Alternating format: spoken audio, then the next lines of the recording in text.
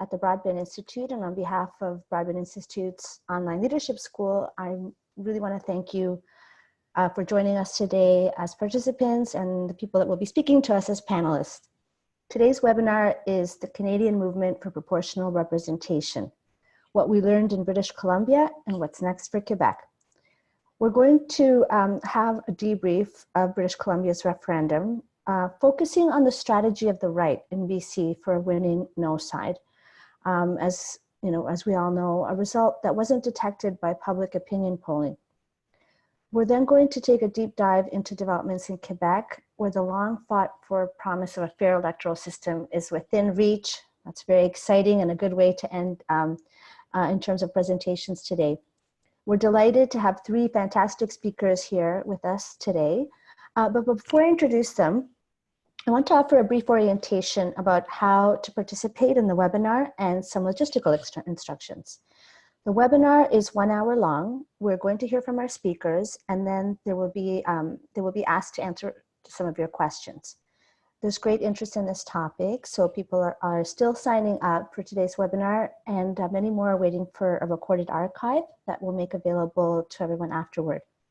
In order to maintain sound quality, because of so many participants, we've muted everyone but our presenters, and they'll stay muted, so allowing one person to speak at a time most of the time. But there's many ways to participate. Our Twitter handle is @Broadbent.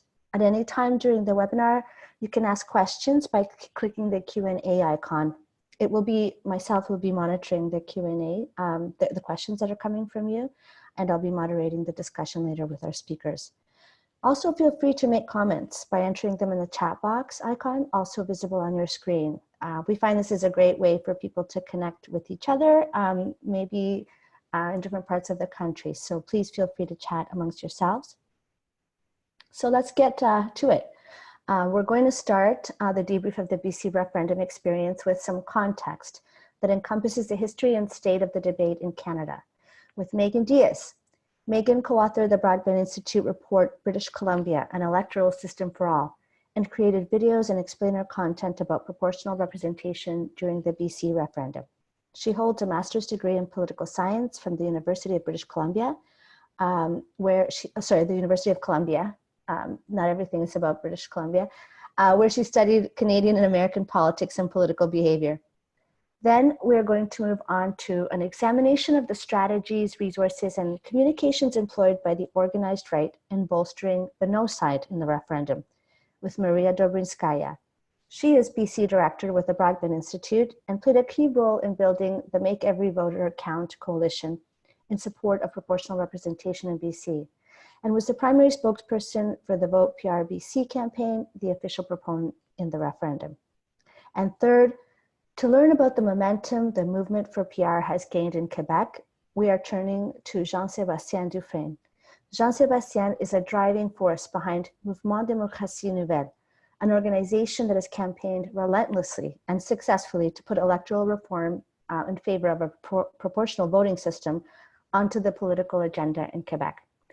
Mouvement Démocratie Nouvelle is described as a sister organization to Fair Vote Canada.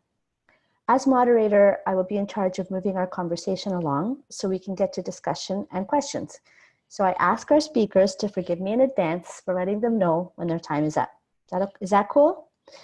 To get us started, we are going to turn first to Megan Diaz, who will contextualize the BC campaign in historical terms, give us a sense of where public opinion is on the issue, and set up the contours of the debate in Canada more broadly. Megan, welcome.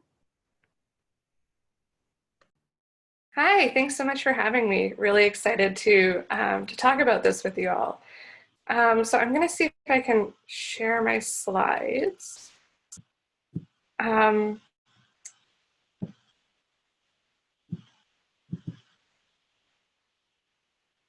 Terrific. It's working. It's working? Okay, perfect.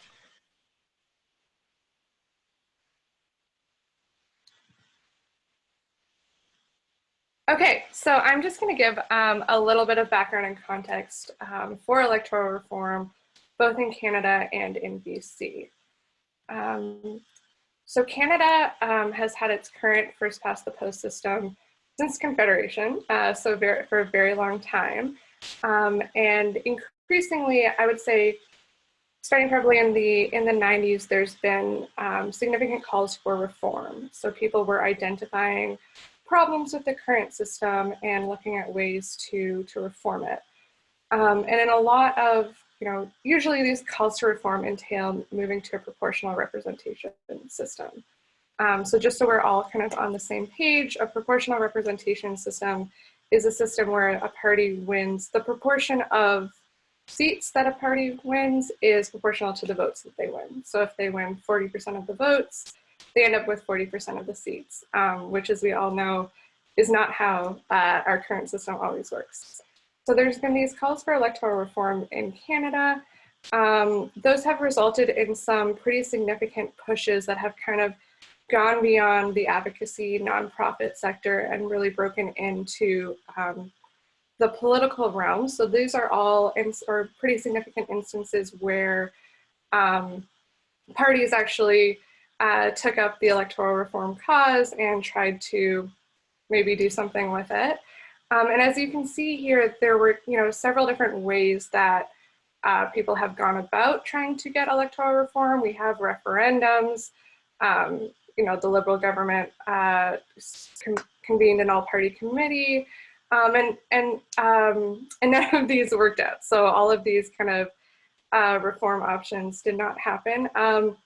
One thing I did not include in this slide, there have been attempts and some very successful attempts to reform municipal electoral systems, and those have actually been some of the most successful in Canada, but those are kind of on a different field than the provincial and federal we're talking about. So electoral reform in BC, this is the third time we've kind of made a major push for electoral reform. The other two times were in 2005 and 2009, both of which there were referendums on electoral reform, neither of which passed, although in the first referendum, proportional representation won 57% of the votes, but the referendum threshold had been set at 60%, so that did not pass. So here in BC, for the most recent attempt, it really started in 2017. Both the BC NDP and the BC Greens included electoral reform in their platform. They entered into an agreement after the referendum, after the election, and to form government, and electoral reform was included in this agreement. So the BC NDP agreed to move forward with electoral reform with support of the Greens. Attorney General David Eby was tasked with actually designing the electoral reform process. So he did some kind of online consultations, took submissions from various advocacy and nonprofit groups, and then ultimately settled on a referendum question and decided that the referendum would be mail-in. So the question that he decided on, this is the ballot that BCers actually used for the referendum. So it was a two-part ballot, two different questions. The first question very simply asks BCers, do you want to keep our current first past the post system, or do you want to move to a proportional system? And then the second question says, if you did want to move to a proportional system, which one would you prefer? And BCers were asked to rank their preferred options. You can see here there's three options: dual member proportional, mixed member proportional, and rural urban proportional. This was kind of interesting, as even though BC had voted on proportional representation twice in recent years, none of these systems had been voted on before. And actually, with some exceptions, mixed member proportional is really the only system that's widely used out of these three systems. So it was kind of surprising for some that the two other systems showed up on the ballot. The other part of the referendum was that two sides were given kind of official campaign status, and they were going to advocate for proportional representation and against it. So I'm sure Maria can kind of talk more about this, but these were some of the main points that the pro-proportional side was was kind of hitting on and campaigning on. You know, proportional representation is fair. It means your vote counts. It promotes collaboration, inclusive, and leads to further engagement. And then the no side really, you know, focused on the stability of first the current system, and then kind of attacked proportional representation from, you know, saying it's unstable, saying it gives parties too much power, gets rid of local representation, and opened the door to extremists. And these were kind of, you know, pushed out there a lot from the no side. Ultimately, proportional representation did not pass. About 40% of voters voted in the referendum, and just over 60% wanted to maintain the status quo. MMP was the most favored of all of the PR systems from the ranked ballots. And ultimately, you know, only 18 out of 87 ridings actually voted for proportional representation. And most of these ridings were in the Lower Mainland near Vancouver or in the Greater Victoria area on Vancouver Island. So pretty unfortunate there. My slides are not moving. Sorry. Again, it's possible that your Wi-Fi is a little slow, so why don't you just keep talking? Okay. There you go. Okay. All right. So just kind of diving into the results a little more. These are from kind of exit polls taken on how people voted. It's pretty clear from this that the votes, you know, kind of adhere to party lines. BC Liberals overwhelmingly supported the current system, and the NDP and the Greens pretty strongly favored moving to proportional representation. So we kind of see that vote split along party lines, which is surprising because electoral reform doesn't necessarily have to be a partisan issue. The other thing, my slide is also not moving, but the other slide will show kind of a breakdown of voters by age. And it's pretty significant. Younger voters overwhelmingly favor proportional representation. And it was only kind of the 55 plus cohort that supported first past the post, which is pretty significant. Oh, there we go. There we go. And then, oh, sorry, I'll just show this really quickly. So you see that pretty significant breakdown by age. And then finally, you know, other polls have suggested that there was kind of a lack of information, or BCers did not feel necessarily informed enough to be able to participate in the referendum. And, you know, they were given the idea that if we had a citizens assembly, if you had kind of an independent panel of citizens, as has happened before in BC and in Ontario, 30% said they might have changed their vote depending on what that citizens assembly suggested, which suggests that, you know, the process really does matter for electoral reform. And finally, kind of to end on maybe a higher note, you know, this does not mean that voters don't care about their democracy, don't want a better democracy. These polls numbers suggest that voters actually strongly do prefer the things that, or some of the things that proportional representation was offering.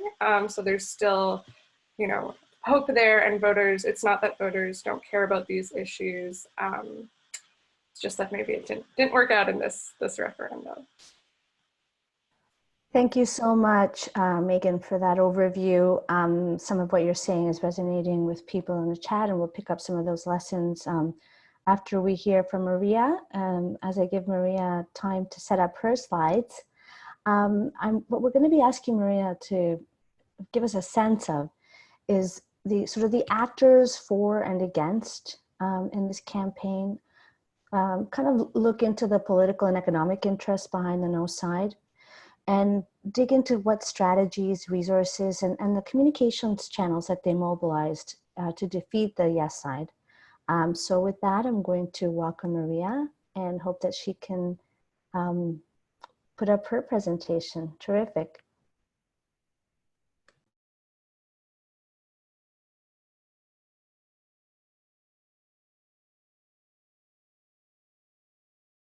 Myself. You'll have to, perfect.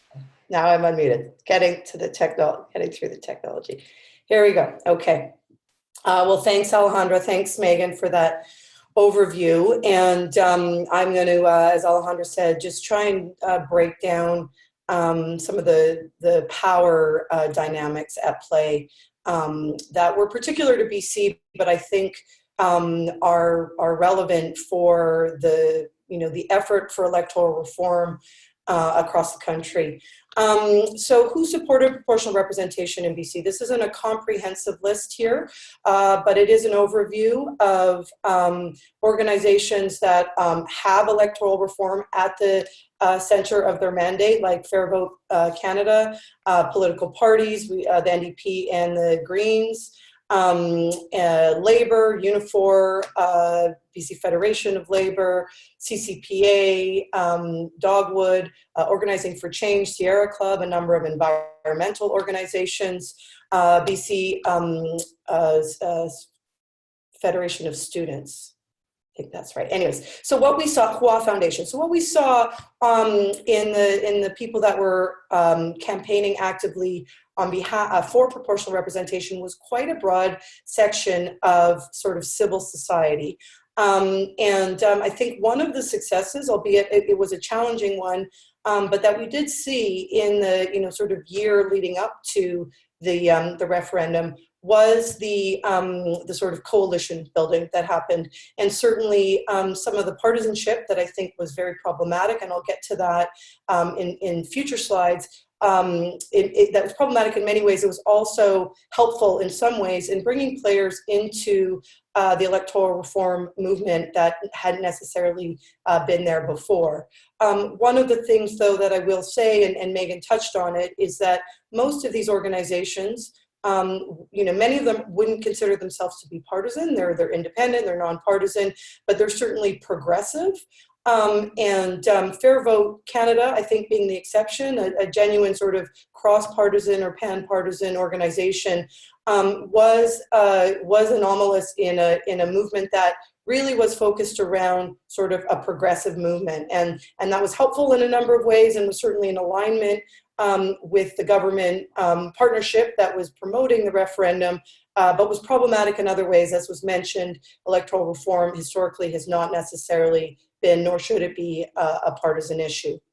When we look at I'm just going to go back. So we look at a multitude of organizations supporting proportional representation. When we look at who opposed it, the numbers are smaller. We had the official opponent, the Vote No to Pro-Rep organization, the BC Liberals, which for those of you not in BC, are the right-wing party here in BC. They self-identify as a free enterprise coalition, but they are a conservative-oriented political party. Fair Referendum was a group that was pulled together by a very wealthy person who has long enjoyed political influence and access to the BC Liberal government. And then the ICBA is the Independent Contractors and Businesses Association, and who are, again, a very strong supporters of the BC Liberals and have a explicitly anti-labor, anti-worker agenda. And so these various factions played out in different ways.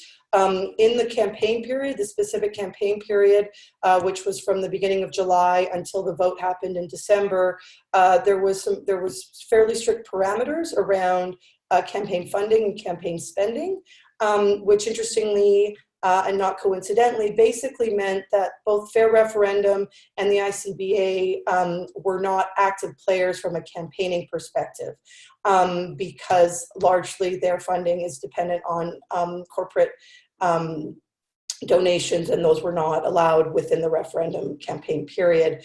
The BC Liberals and the Vote No to Pro-Rep official opponent were the primary players during the campaign period. So who are these folks? Well, when we look at, I pulled a bunch of press progress headlines that we put out during the campaign. Press Progress, for those of you who are not familiar, is a media project of the Broadband Institute and self-identifies as advocacy journalism. Definitely has journalistic integrity, but a specific focus on trying to cover areas that may not otherwise get covered, as broadly in the mainstream press. One of the key focuses for Press Progress during the referendum period was really making these connections of who was opposing pro-rep and who those people were. So as you could see, people who enjoy the benefits of offshore tax havens, big business lobbyists, real estate lobbyists, essentially a very wealthy elite, people who have enjoyed influence and access on government historically, and frankly who were threatened by the democratizing of the access and influence on government that a change in our voting system would bring. So I want to go back, when we look at, again, the political and economic interests opposing proportional representation, the BC Liberal Party was a very key foundation to this. And what I've put up here are some quotes from candidates for the BC Liberal leadership. Throughout the fall and into the beginning of the new year, the fall of 2017, the beginning of the year in 2018, the BC Liberals were undergoing a leadership race. The issue of proportional representation was present in that leadership race. And so early on, there was quotes literally that if we, the BC Liberals, do not defeat PR, we will forever be a minority. All of the BC Liberal candidates except for one, the one who was open to proportional representation, was the sort of least likely to have any likelihood of winning.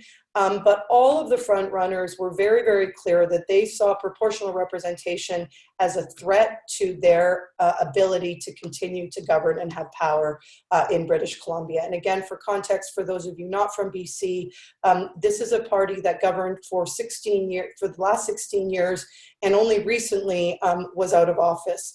And so part of what I think is significant in how much of a factor proportional representation played in the BC Liberal leadership race is that how early on the BC Liberals entrenched this issue as a partisan issue. And that was problematic in a number of ways. Yes, having the government partnership, both the Greens and the NDP were advocating for it, but neither one of them were advocating for it in as partisan of a way as the BC Liberals were fighting against it. And so early on, before we had the question, before we knew what the process would entail, we had a BC Liberal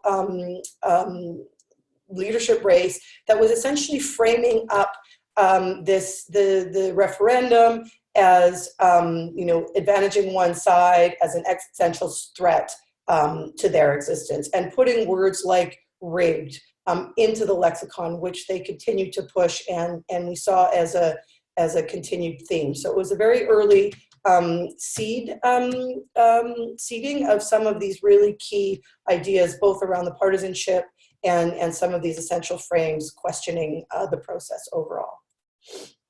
I include this slide. Some of you will recognize Kelly Leach, candidate for the leadership of the Federal Conservative Party. The man standing beside her is a man named Nick Kouvalis, who was her campaign manager. And they ran they were unsuccessful, but ran a very fear-based, hate-based, xenophobic, Islamophobic, I could find a bunch of other words to use about the kind of campaign they ran for the leadership of the Federal Conservative Party. The reason I include this was an article that Press Progress put up in the fall of 2017. So again, in advance of the question being known or the process being determined, that identified some involvement that Nick Kouvalis and organizations that he was involved with in Ontario were having in BC. I believe that their Keep Voting Simple was their organization, and so some of the early list building, again, early framing up of the opposition to proportional representation was already happening in the fall of 2017 by some of the same players that are on the national scene in terms of Conservative Party politics. Getting into the strategies that opponents used. I mean, fear and misinformation. Anybody who was involved in the campaign or who was observing it in any way, I think was very frustrated throughout the campaign with what we continue to see. I mean, what we see with the sampling that I've put forward here is essentially we wouldn't have had Donald Trump. You know, we had Donald Trump because of proportional representation. We have Doug Ford because of proportional representation, and we will end up with dictators if we have proportional representation. So right away, you know, flipping information, essentially playing on real fear, and fear was without question the key driver of their entire campaign. I think there's bigger questions for us to grapple with around how we fight fear with facts. This was something that we were confronted with regularly throughout the campaign. But particular to these examples is this notion of taking something that people are rightly concerned with or rightly fearful of and using and flipping it so that proportional representation is essentially what is to be determined as responsible for those outcomes. Oh, there we go. So more fear. So this is the uncertainty, the risk, the chaos, the unknown, and there was a lot of that. You know, status quo always has an advantage, I think, in a referenda. I'm particularly interested in looking at what Quebec is doing. I could talk for a long time about whether referenda are the right devices for introducing electoral reform, but that's what we had to work with, and what we saw was a lot of playing on some legitimate fears around the how much of it was an experiment. You know, that discounts, of course, that 90 countries in the world use some form of proportional representation. This chaos, instability. You know, who wants their nice baby's future to be put at risk by something as scary as proportional representation? This was probably the sort of pinnacle of fear-mongering, and an ad that was quite outrageous, was widely covered as being outrageous. Much of the BC punditry identified it as such.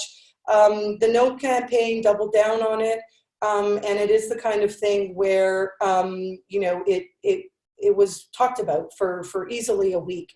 It was a video of, you know, it was widely referred to as the Jackboot fascist conspiracy ad. And it was a video of image after image of chaos, of fascism, of authoritarianism, really, you know, randomly pulled from places around the world, not necessarily connected in any way to proportional representation, but certainly used to stoke that fear. Miriam, just wanted to let you know that your time is coming. Okay, I'll wrap it up really quickly. This one I think is particularly interested, and then I'll fly through my other slides. Things that people are legitimately concerned with about our first past the post system: too much power for political parties, inadequate local representation. We saw the No side use these legitimate fears and, again, turn them on their head as something that would be exacerbated under first past the post or under proportional representation, rather than being a product of first past the post. Rural-urban divide, we saw the outcomes. Megan showed us there was a real rural-urban divide in how voters landed on this issue. That was exacerbated in the campaign opposing proportional representation. All the decisions would be made in Vancouver. The rest of the province wouldn't matter. And confusion. There was legitimate concerns, I think, about the process and the question, but that was hammered home, and I think was probably one of the most effective messages from the No side. They delegitimized the process. I spoke how they did it really, really early on. Again, I think there was real concerns about the process, but before we were even aware of many of those concerns, the messaging around it being a rigged game was circulated widely. I'll finish just by saying these are the channels that they used. So social media widely, earned media widely. Both of the key spokespeople on the yes side are longtime players in British Columbia politics, have very close relationships with a number of media, and they use those relationships. They made very effective use of non-English media and effective use of what I've called surrogate media. We did some of that with Press Progress. but certainly the ORCA, which is, we believe, funded by the Independent Contractors and Businesses Association, spent a lot of time basically putting forward a message in opposition to proportional representation. So I'll wrap there and happy to build on any of these themes in our discussion. Thank you. Thanks so much, Maria. So we've heard from Megan and Maria, and let's just pause here for a moment because we have a lot of reaction from people in the chat room and in the question box. And I just want to kind of pull out some of the things that you've said that seem to be present in both of your comments and are receiving a lot of sort of resonance in the audience that's participating right now, about 100 people. So number one, the process matters. There's a lot of concerns, a lot of anxiety, and a lot of people unhappy of the fact that we ended up in this process and had to fight under these rules, and that perhaps a referenda is not the most effective way to move forward. I think that that's something that's becoming clear, and when we get to Joan Sebastian, we're going to get a sort of an illustration of a much different process that is that we are full of hope is going to be more productive. Sort of the second important, I think, lesson to take away here is that the no side successfully characterized this as a partisan choice, and partisanship, when you're in the referendum process, can be very complex. But whether or not people, whether partisanship is what carries the choice forward, that this is really about values, and that there's going to be a kind of a debate around values. So that's something important to carry forward. And the third thing is that big money has big economic power in these situations, particularly when you talk about a referendum race where the money started to flow early and maybe outside of the legal parameters that were set. So, the big money is has and will continue to disrupt democratizing efforts when we talk about the Canadian people having more control over the systems that set the rules for how we engage with each other, both in the democratic sphere and in the economic sphere. So either I'm wondering if Megan or Maria, you have any lightning responses to that capture, and so that we can really move ahead then with Joan Sebastian and the many questions that are coming. Megan or Maria? Sorry, I'm realizing I'm not on mute. Can I just, I think your summary was good. I just wanted to address a question in the chat around, is Bill Tilghman considered part of the right? And I didn't articulate it well in my presentation, but one of the ways that I categorize our opponents are people that have enjoyed access and influence on government. And so I think there's a status quo that I know the focus of this webinar is looking at specific tactics of the right, and that he employed a lot of those tactics. And I think you can ask a lot of self-identified progressives of whether they would consider him that, but that point around people who enjoy influence and access, I think is, I just wanted to make sure that was clear. Thank you. And I think any response, Megan? Yeah, I think just one thing, and I noticed it in the chat talking about the process. I mean, I think the fact that you do have a question that seems to be, age played a significant factor in this, how, support worked, and then the fact that you had a mail-in ballot. I think thinking going forward about how processes are structured to make sure that it's more inclusive, more accessible for a variety of people would have probably made a difference in this process. Thanks so much. And now we're going to turn to our friend from La Belle Provence and want to welcome Joan Sebastian Dufresne, because there's good news that progress is being made and progress is possible. We know that, Joan Sebastian, you've been on the front line of this fight right from the beginning, that you work hand in hand with Fair Vote Canada. And, we're thrilled to have you here as an expert to give us a view into what are the prospects for actually getting a proportional system in Canada, starting in Quebec. Welcome, Joan Sebastian.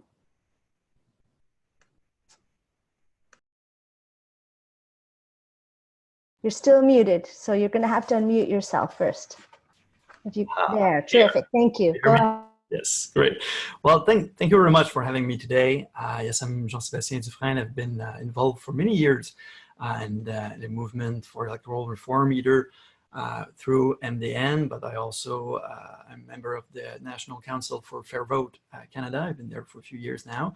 So MDN has been an activity for many years. We've been founded in 1999, the year after the elections of 1998, where the Parti Québécois formed a majority government while the Liberals had more votes than the PQ. So a lot of people were angry at that time. Some Liberals were angry at that time about electoral reform and wanted to have it implemented. That changed a little bit throughout time. But and then it was founded then with many unions, many people from the women groups, and people from different parties. And I think what is different in Quebec is that we've had a lot of activity around electoral reform. We've been having consultations over and over. We had like a big consultation throughout all the regions in 2002, 2003, initiated by the government. At the time, it was Jean-Pierre Charbonneau, the Minister of Electoral Reform for Institutions, and he initiated that, and there has been a big report written at that time, and a consensus around the need of electoral reform. And when I joined the board of MDN was 8 years ago, we did a strategic meeting about how we should approach that. We realized that just doing advocacy and popular education was not enough. We had to work with the parties because if they were part of the problem, they were also part of the solution. So we needed to involve them.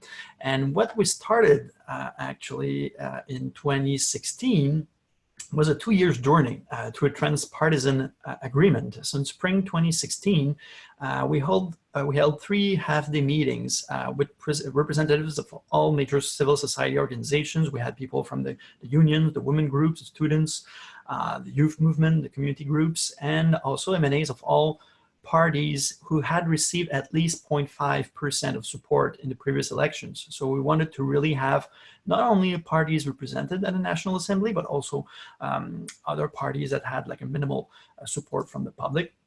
And those meetings help us to agree on 6 key principles guiding us on the choice of electoral system. So this is a few of the organizations were involved. So you see pretty much all the major unions were involved. And I think this is the key, to have the students, to have the unions on board, to get them involved and to have them in the same room as the parties, because we don't want them to feel that they are, being managed on one side and the parties on the other side. So we really wanted to merge them together and to have those meetings all together. And we managed to have all the parties, including the Liberals at the time, to participate in those meetings. So that brought us to December 2016. We had a joint statement from the opposition parties agreeing on those 6 key principles. I'll get back to the principles in a few seconds. Oh, sorry. Oh. In February 2017, there was a coordinated question period targeting the minister, the Liberal minister. And this was pretty interesting because it was the first time we had the 3 parties at the National Assembly really coordinating. They had to agree on what was being asked by each of them and the timing. So really wanted to build on this transpartisan work. But in February 2017, the Liberals at that time decided not to participate actually in the joint statement. From the joint statement, they were out because they were the majority government at the time. So they didn't want to agree on some key principles that would recognize that the current system from which they benefited was the one that we needed to change. In spring 2017, we had transpartisan working groups to identify the common denominators between the parties. So they actually met here at our office, at MDN's office. So really wanted to have this neutral ground for them to meet and to have us to facilitate the process. In fall 2017, we had a province-wide consultative tour because the parties realized that there were some modalities of the electoral system that they were not agreeing on, and they wanted to have input from the citizen. So we actually held in fall 2017 this tour in 6 regions. It was co-chaired by Jean-Pierre Kingsley, former Director of Elections Canada, and Mireille Tremblay, who was the President of the Quebec Observatory on Democracy.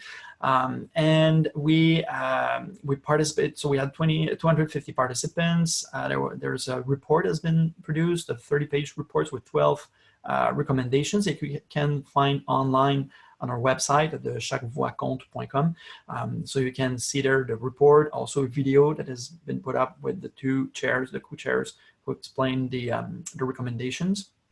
And we actually had also representatives of all the parties except the Liberals who were there during this tour. So this was also important because we wanted to make sure we could use the recommendations. Having all the parties present and participating allowed us to make sure that they wouldn't say that they were not recognizing what was said in the report. And ultimately in May 2018, we had the publication of the report and also a joint party leader statement. And that was key because we had the leaders of the parties together, as you can see here, with me actually. So MDN was there too. So we have all the party leaders who had this joint statement. It was before our elections because we had elections in October of the same year. So to have them to commit not only to the principles, but also what is really important is what is included in this agreement. And it was drafted actually by the former Minister of Electoral Reform, Jean-Pierre Charbonneau, who, as I told you earlier, initiated public consultations in 2002. And what's included in this agreement, which is really important because it has the signatures of all of the party leaders on it. So we can really rely on it. So they are agreeing on MMP with regional lists. So this, as you can see, is a big difference with all the other processes that we have an agreement on the solution, which is like one huge step, as you can imagine and understand. Also, the key principles. So we have to make sure it respects the popular vote of all voters. And it's actually, it's more precise in the agreement. It says of all Quebecers. So it's not just all voters of the, like per region or per riding, but of all Quebecers throughout the province, to maintain a significant link between the voters and MNAs, to respect the region's political weight, which is a big issue, have a greater stability by regulating motions of non-confidence. So we're basing ourselves on the models like in Germany, where they have legal regulations to prevent a party that wants to get out of a coalition to go back into elections, have a simplicity in comprehension and exercise, and also to contribute to better representation of women and ethnocultural communities, but also, big key point, to table a bill by October 1st. So no mention of a referendum. Wow, this is a big step. Yeah, because we knew that referendum, as we said earlier here, it can be messy, it can be difficult. We have all, and I saw all the ads who were showing up. It's crazy what they can come up with as a message. So to make sure we don't get in that mess, we had to make sure those parties would agree before the elections on tabling a bill without a referendum. Yep, and so yeah, I told you that. And the parties that were involved, well, we have the Parti Québécois, Québec Solidaire, CAQ, and the Green Party. What's interesting is that you have like the right, the left, you have pretty much everyone involved, but also 2 other parties who joined later on, the Conservatives and the NDPQ, the NDP in Quebec. They are not part of the agreement, but they both make an announcement that they were agreeing to the commitment in the agreement. And the one that is missing is the Liberal Party. It's still not on board now, but we have meetings coming up with some MNAs of the Liberal Party. They have had a pretty big turnover, like they have new MNAs since the last election. So we know a few of them are more open to reform. So we want to make sure we can have the good contacts with the ones who are more open to having a reform. And what's coming up, and that's pretty much my conclusion. So what we're calling it a co-construction of a bill, which might be a new concept here, through social partnerships. So it's not just to have people to adhere, it's not just social acceptation, but it's a social partnership, what we're saying, so that we can get all the civil society actors involved in co-constructing this solution. So in December, we had a meeting here in our office with representatives from all the parties, with the government, in order to agree on how would be the process going forward in 2019. We recognized at that point that it was now the initiative of the government to call meetings and to invite parties to join, because they were the one in power and they were one of the parties who had signed the agreement. So they should be open to working with the other parties. And what we offered as an assistance and our role as MBN was to facilitate this communication, this process. So we have former MNAs from the different parties who are involved with us, are on our board. So they maintain the link with all the parties. And what we've been doing in the past few weeks in January and now in February is working with different groups. So we had meetings with women groups, student groups are having their meeting next week. And we have also unions who are having their meeting next week too. So we're working with different groups and having them to get them interested in the issue, so that it won't be an MDN issue. We don't want to be the organization that has this as being the flagship organization on this topic. We want to have major players in civil society to take this issue and make it theirs and to promote it by themselves in their networks. So we're working with them to educate, to get them mobilized, and at the same time working directly with the government, with the Secretariat of Democratic Institutions Reform. They are working right now on the bill. They're writing it at the moment we're speaking. So we're in constant communication to sometimes they have questions. They want to ask us, well, how do you feel this will, be perceived, and how people will think about this and this. So we're working together to try to find a solution that when we get the bill tabled, everyone can be on board. Now, I know it might sound really, really positive. It's not necessarily as easy as it looks. As you can imagine, there are lots of interests, and the biggest issue is to get the MNAs, the caucus on board, because they are the ones who are going to be presenting the most opposition. We know there are lots of people in the regions afraid of losing political weight. So we need to really reassure them and show them that there will be a gain for them. Having the compensation seats, MNAs that would actually bring them more access to power. I mean, so for us, we say, no, the regions will have much more power than what they have right now. Having some regions that have 100% of the same party, which is not at all how people have voted in those regions. So we have to develop this education that we're still doing this year. And in the spring and summer, there should be a bill table actually earlier. It has been announced that it would be probably around spring of this year. So they want to do public consultations. It's not clear as of now what role exactly we will be playing in this, but they want us to at least be involved into having information out there, producing education materials, so that people that will get involved into the consultation process will know what they're talking about and will understand the pros, the cons of the different options. So the goal is not to impose a solution, even if it might be the best solution, but it's really to get people to really understand and to buy in to that solution. So in conclusion, I would say that as I said, it might look the way I'm really optimistic and enthusiastic with all of this. I can reassure you that it's not as easy as it looks. We still have lots of things to attach. We're having tomorrow, we're meeting with the caucus of the Parti Québécois. Next week, they're having another transpartisan meeting with all the parties in the government. There are things that need still to be discussed. Our goal is to really have a reform that will present significant improvement. It's not just to say, okay, we have a MMP and that's all, but we want to make sure we don't get, MMP with, for example, regional compensation with many electoral regions that will actually make it not so much proportional.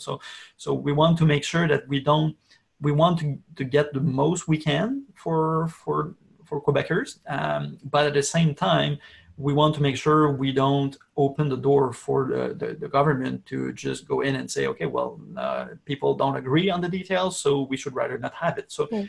I'm going to really, stop you there. balance. Thank you so much.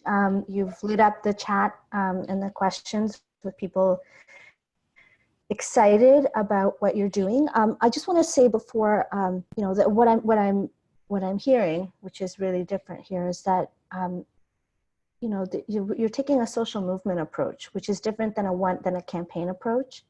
So that means, you know, the long lead up to creating a consensus and then confirming support as a pact, as a binding agreement that you're demanding commitments in writing before elections, so that these aren't election goodies, but actually things that people are promising to execute once in power.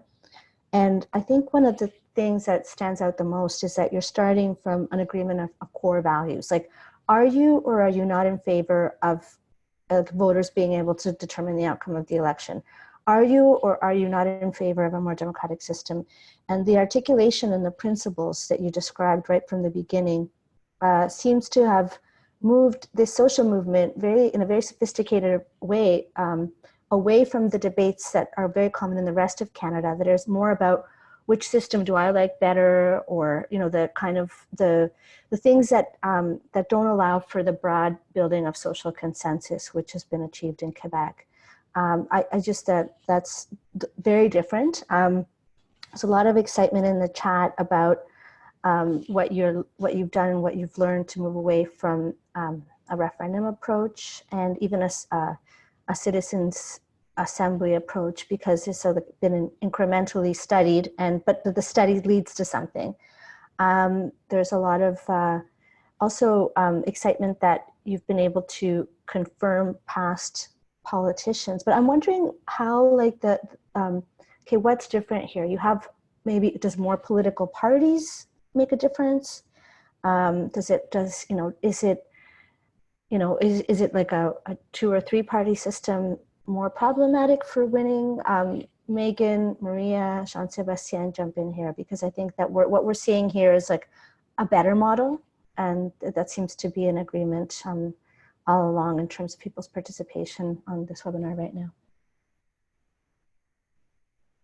Yeah, with the acknowledgement that I'm just still licking my wounds a bit from the BC experience, I do think that there's a lot of inherent contradictions in using referenda, a necessarily binary, polarized, simplistic question to build these broader consensus. As you said, the social movement approach rather than campaign approach, I think, is really interesting. I just one of the things that's come up in a few conversations in talking about Quebec and how excited we are in the rest of Canada to watch what you guys are doing there. First of all, there's no shortcuts. A big problem, I think, with BC is the time frame the political time frame that was imposed. But I also just, you know, here in BC, we've just recently introduced campaign finance reform. I know that was something Quebec did decades ago, and it took several decades for the rest of the country to do it. And I do think the experience of being able to observe in real time how it works is really, really important. The fear of the unknown is a big barrier to any kind of shifting of status quo. And so I view I mean, I wish you luck. I know that but I think there's a lot for us to learn just in this broader, slow but steady process. So let's say that. There's a question here that says, like, there's a risk, a big risk to bringing in PR without a referendum. What's to stop a future government from reversing it later? And then some people are saying, well, you'd need a future government wouldn't have the majority of the power with the minority of the votes. So any comments around that, around the downsides of not having a referendum? Yeah, well, I think the key here was to trying to get pretty much all parties on board. I know that's might be difficult in other contexts. I think we've had, maybe there's some chance that we've had like this context of having many parties who, some of them had already positions, you know, in their programs and their platforms for that. Some of them, like Parti Québécois, previously had it in their platform, had removed it, and now they've put it back for the last elections. So having all those parties, almost all the parties except the Liberals, so having all of them together, you know, makes us say that if we have, you know, we have not only the majority of the seats because we have a majority government, but adding the two other parties, Parti Québécois and Québec Solidaire, you know, we have more than 75% of you know, of support in the assembly. So this makes it really strong when we say that you know, it's even just one party, the government party could do it by themselves, but they actually already said that they wanted to have a consensus with the two other parties, so to make sure that it has enough weight so that we can't say that it is a partisan approach, because if it would be just them imposing their agenda, they could impose no reform, but as you said, there would be a risk of, you know, going back after another government comes in and say, well, this was not legitimate and it was not, you know, done with the due process. And so having this necessity of having a consensus with the other opposition party, they don't require to have unanimity, because that's another thing. They don't want to give a veto to the Liberals saying, well, if you're not with us, we can do it. So they say, well, we can do it even if the Liberals, even if, you know, one party amongst the others are not there. But I think this can help to make it, you know, stick longer. There's always the possibility, but we don't want to go there yet. But, you know, to propose having, you know, a validation consultation at some point, you know.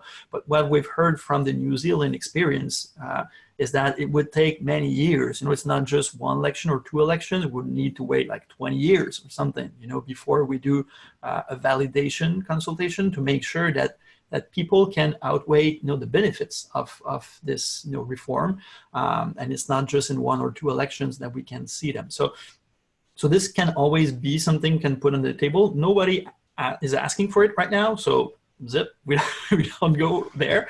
But it's always a possibility if we feel that we have too much, you know, resistance. But, you know, right now everything, you know, is flowing great, but we know that, you know, we expect that in a few weeks we will have people, you know, the opposition will come up. We will have some messages out there from we don't know where, and, you know, this will happen here. We know.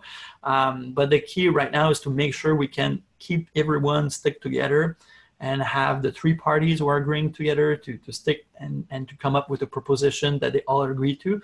But this is still requiring a lot of, you know, back channeling and discussion, because, you know, everyone is you know, asking for their, you know, their interest and their position. So we need everyone to make a step in you know, in this, trying to move in the same direction.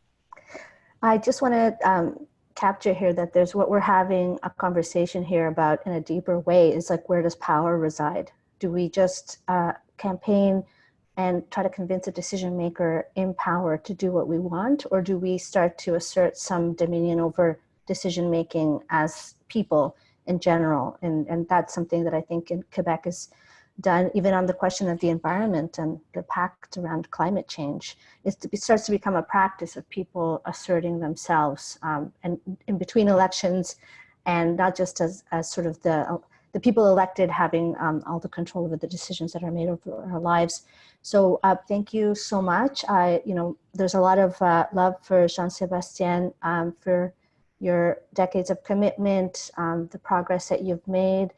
I see merci mille fois. Thank you from the rest of Canada, where we're looking to you to show the way, where there's people here from Prince Edward Island who are looking at experiences that have taken place recently. Thank you so much for joining us. From what I can see, we've had people from all across the country. We're so grateful to Megan, Maria, and Joan Sebastian for really joining us for this debrief that I think we all needed to make meaning of what's happened in British Columbia, and how this is really you know, a century a drive to make decision-making and at the political level more fair for people. So we're really grateful on behalf of the Broadband Institute. I want to thank everyone who has signed on and who stayed with us, and so many comments and questions and a lot of discussion within the chat, which I love to see. We're going to be sharing this video later, and people wanted to see the presentation. So we'll talk to Megan, Maria, and Joan Sebastian about sharing that. Again, thank you, and we look forward to you, to staying in touch with you as we continue learning together. Maybe one thing, Alejandra, I really like all the love, and it's really much appreciated. But just to say that, we don't take anything for granted. We see that it's going forward is great, but I see there are really two groups of people: the ones who don't believe at all in it and say it will never happen, and the ones who say it will happen anyway. And there are not so many people in the middle, knowing that it will happen, but we need to work for it. That's the key part. So if there are anyone out there, and even if you're not in Quebec, who want to help out, you can go on the website chaquevoixcompte.com. It's on the screen right now, to sign up, because we don't imagine that we have an army of people. Sometimes it's just, and you all know it, it's just a few key people really make a big difference, and you can definitely make a difference in this campaign that we think can also have an impact in other provinces, and possibly also around the world in other countries, to bring out more proportional democracies out there.